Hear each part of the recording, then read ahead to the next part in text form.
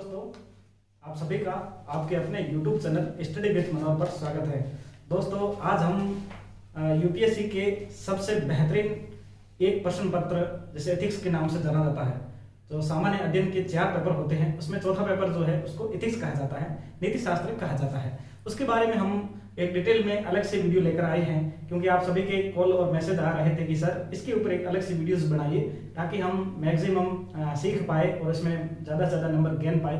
क्योंकि ये पेपर ऐसा होता है, इसमें एक तरह से सूचनाओं का संग्रह बहुत कम होता है और नंबर आप मैक्सिमम ला सकते हो। तो चलिए दोस्तों, हम वीडियो स्टार्ट करें। उससे पहले आप 3 काम कर लीजिए। सबसे पहला काम ये होगा कि आप वीडियो को अभी से लाइक कर दीजिए, क्योंकि हम इतनी मेहनत से एक तरह से वीडियो आपके लिए क्रिएट करते हैं, तो आपसे ये अपेक्षा हमारी रहती है कि एक तरह से वीडियो को आप लाइक कर दीजिए। उसके बाद जो साथी हमारे चैनल पर नए आए हैं वो इस चैनल को सब्सक्राइब कर दें और साथ में जो बेल आइकन की जो घंटी है उसको भी प्रेस कर लें, ताकि आपको क्या होगा कि मैं जैसे ही वीडियो अपलोड करूंगा तो आपके पास वो सीधा नोटिफिकेशन आ जाएगा। इसके बाद ये है कि इस वीडियो का जो हमारा पर्पज क्या है, एक तरह से हमारी टीम जो आपको निःशुल्क रूप से बहुत ही बेहतरीन टॉपर्स के द्वारा आपको जो ज्ञान प्रदान किया जा रहा है या मार्गदर्शन किया जा रहा है, तो आपको इसलिए दिया जा रहा है ताकि आप सीख सके, एक तरह से सही सूचना मिल सके। तो इसलिए इस वीडियो को आप देखने के बाद जो अपने साथी हैं उनमें जरूर शेयर करें। तो चलिए दोस्तों, हम सीधा चलते हैं एथिक्स पेपर के ऊपर। एक एक टॉपिक को देखेंगे, उसमें कैसे क्वेश्चन आते हैं और उसमें क्या क्या पढ़ना है। तो सबसे पहले मेरे हाथ में एथिक्स का सिलेबस जो है वो है।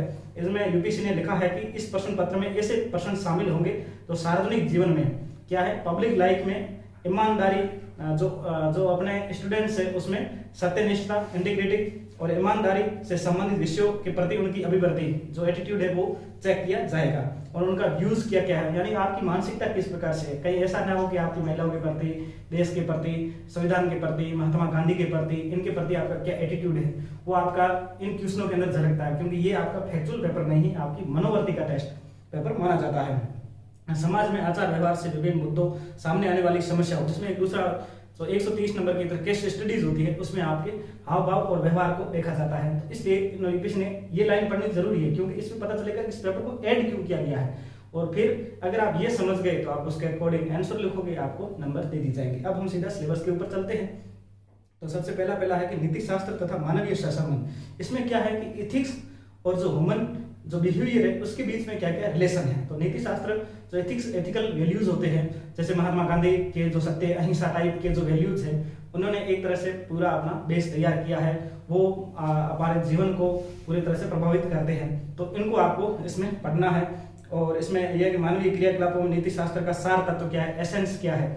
जैसे जो अग्नि होती है वो एक तरह से तप होता है, उसके अंदर पानी होता है, उसका सार तत्व क्या है, प्यास बुझाना। अगर उसमें प्यास बुझाने का गुण नहीं रहे तो वो क्या काम की है। इसी तरह से मानव का व्यवहार है, उसमें वैल्यू है वो सार तत्व है, यानी वो किसी में देखने के लिए हमारे पास सार तत्व होना जरूरी है। उसके बाद नीति शास्त्र के निर्धारक तत्व कौन कौन से वो देखना होगा।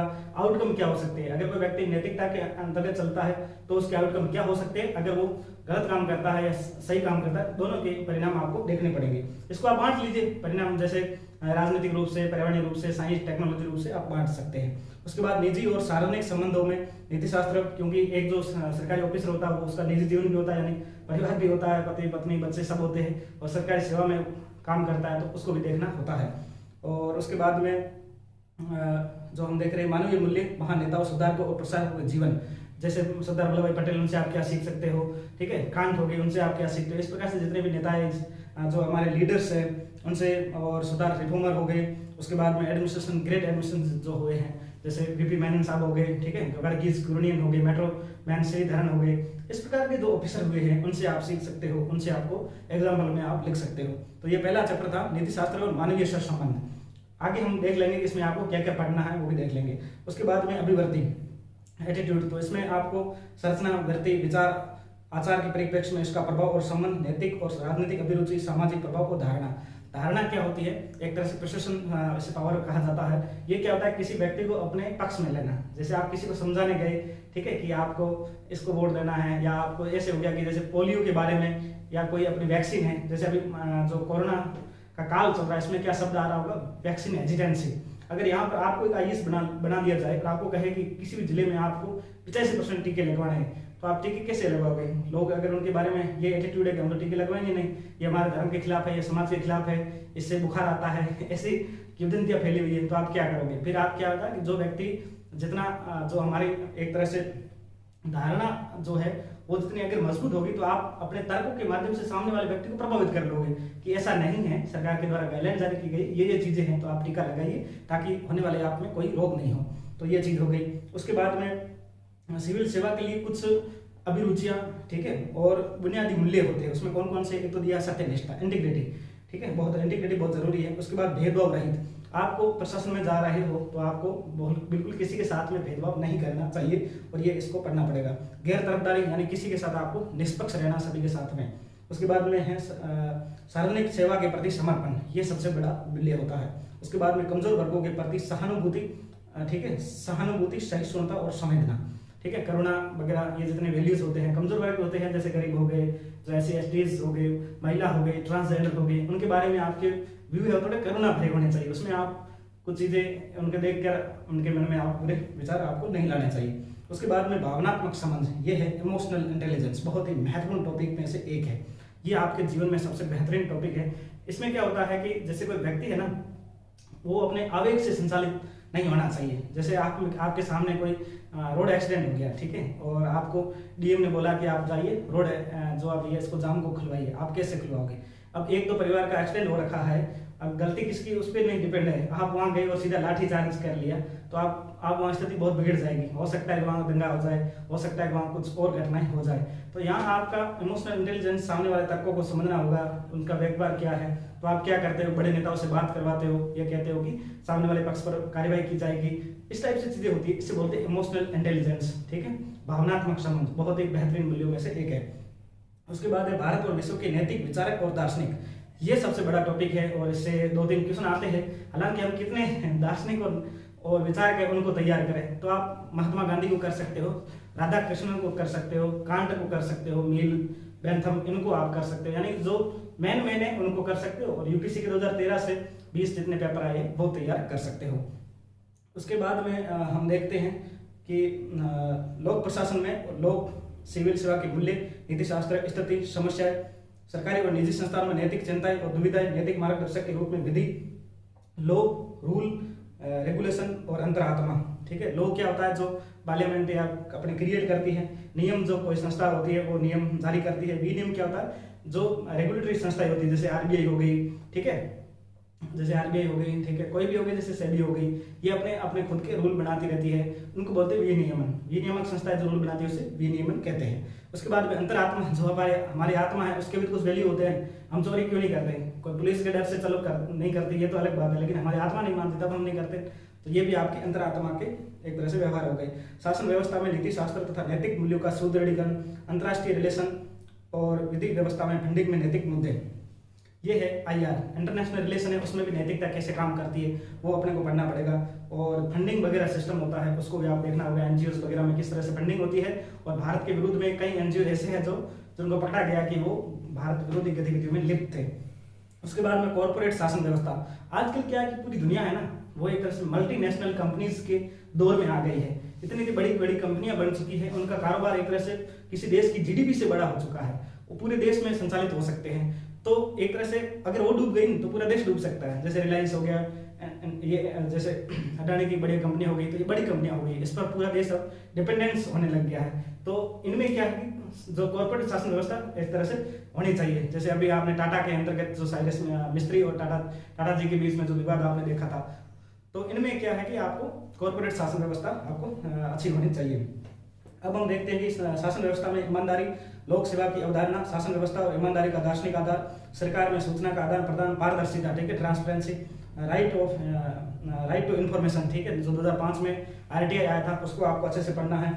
और नीतिपरक आचार संहिता, कोड ऑफ एथिक्स, ठीक है, ये आपको पढ़ना है। उसके बाद में जो सिटीजन चार्टर आया था 1997 में, उसको पढ़ना है।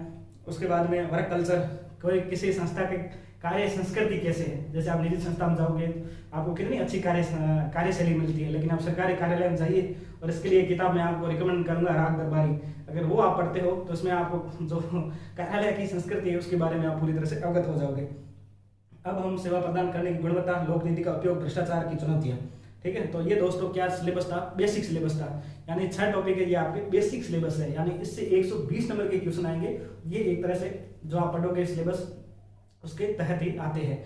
इसमें आपको मेरा मानना यह है कि विजन आईएएस के प्रिंटेड नोट्स आप पढ़ सकते हो और पतंजलि आईएएस के प्रिंटेड नोट्स भी आप पढ़ सकते हो। बहुत अच्छे नोट्स है, मैंने खुद ने पढ़े हैं और मेरे भी लगभग एक तरह 100 से ऊपर नंबर आए थे, जो ठीक ठाक नंबर माने जाते हैं। और हमारे टीम के जो मेंबर हैं उनमें कई लोगों के 100+ नंबर आए हैं। धीरे धीरे करके हम आपको रूबरू उनसे करवाते रहेंगे। अब हम 130 नंबर की आती है, वो क्या थी, केस स्टडी। केस स्टडी में क्या होता है कि ये सबसे बेहतरीन में ऐसे मान लिया जाएगा आप एक जिले के डीएम हो और आपके समक्ष एक ऐसी घटना घटती है, अगर आप वहां होते, आपको भेजा जाता तो आप क्या कार्रवाई करते हैं। दूसरा हो गया जैसे विकास और पर्यावरण के बीच में कोई मुद्दा है, जैसे आ गया कि गांव में एक रोड निकालनी है और बीच में एक जंगल आ गया, लोग जंगल काटने दे रहे हैं, आप इसमें कैसे समस्या का समाधान करोगे। दूसरी चीज जैसे गांव में कोई स्कूल है, उसमें दलित रसोइया है और आप गांव के सरपंच हो और आप किस प्रकार से व्यवस्था करोगे कि लोग उसमें एक तरह से स्टूडेंट खाना नहीं खा रहे हैं। ऐसी सिचुएशन बना के मतलब आपको फंसाया जाता है और उसका फिर आंसर देना होता है। तो दोस्तों ये भी एक अच्छा पार्ट है और सबसे बेहतरीन पार्टों में से एक है। 130 नंबर की आती है, तो इसमें आप विजन आईएएस की जो 55 के स्टडी की जो बुकलेट आती है, जो आपको ऑनलाइन भी मिल जाएगी और कहीं भी मिल जाएगी, उसको आप जरूर पढ़ें। 55 के स्टडी में क्या होगा कि आपको जैसे एक निजी क्षेत्र की हो गई, एक डीएम की हो गई, एक आईपीएस की हो गई, सरपंच की हो गई, अलग अलग संस्थाओं की हो जाएगी। तो आप जैसे वो पूरी पढ़ लोगे तो आपको 55 का एक तरह से आधार पूरा पता चल जाएगा। उसके बाद में आपको पता चल जाएगा कैसे कैसे लिखनी है। बाकी भाव तो अपने मन से ही आएंगे। तो ये चीज हो गई एथिक्स की। एक हो गया बेसिक वाला कॉन्सेप्ट जो बिहेवियर वाला है, और जो दूसरा जो सेक्शन है वो कौन सा है, केस स्टडी का। तो ये कितने होती है, 250 नंबर का, 120 नंबर की थ्योरी और 130 नंबर की केस स्टडी। तो दोनों को आपको इंपॉर्टेंस देना है, दोनों को आपको पढ़ना है। जो 5वां चैप्टर था दार्शनिक विचार और तो उसमें कई बार क्वेश्चन थोड़े से अटपटे टाइप भी आ सकते हैं, उसके लिए आप तैयार रहना है। बाकी सारी डेफिनेशन बेस्ड क्वेश्चन आएंगे। पहला ऐसे ही होगा जैसे सत्यनिष्ठा किसे कहते हैं, दूसरा अप्लाइड होता है कि आपके जीवन में सत्यनिष्ठा का क्या महत्व है। फिर आ जाएगा कि सिविल सेवा में क्या सत्यनिष्ठा का महत्व है। इसी तरह से इमोशनल इंटेलिजेंस क्या है, तो ये तो आप सीधा आपको याद करना ही पड़ेगा। अब आता है कि इमोशनल इंटेलिजेंस का समाज में क्या महत्व है, एक आईएएस के लिए क्या महत्व है, आपके जीवन में क्या महत्व है, ऐसे क्वेश्चन आते हैं। तो ये बात हो गई है दोस्तों एथिक्स के पेपर के बारे में। इसमें मैंने आपको सोर्स बता दिया है, एक एक सिलेबस के एक एक पॉइंट को भी बता दिया है। इस तरह से आपको एथिक्स को आप तैयार करके बहुत बेहतरीन नंबर लाकर यूपीएससी में सिलेक्शन करवा सकते हो।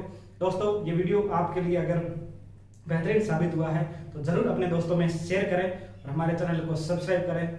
जय हिंद, वंदे मातरम।